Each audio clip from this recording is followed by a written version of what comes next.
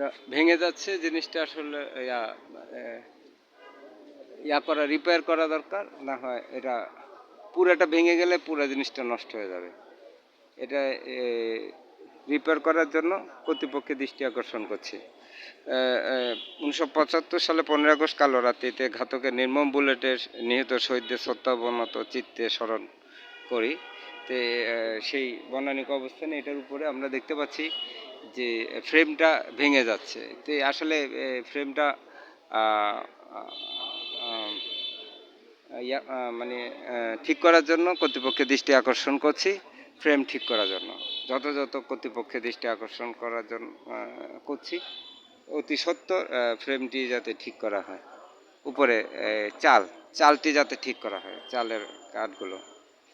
সবাইকে ধন্যবাদ। দেশ বাংলাদেশ, আমিও আছি সাথে।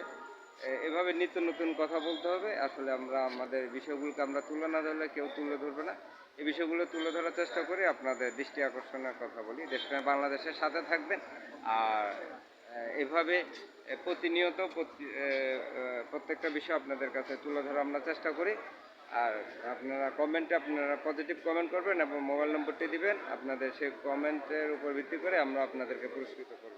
আশা করি আপনারা আমাদের সাথে থাকবেন। দেশপ্রেম বাংলাদেশ, সবাই সাথে থাকার জন্য ধন্যবাদ। দেশপ্রেম বাংলাদেশ।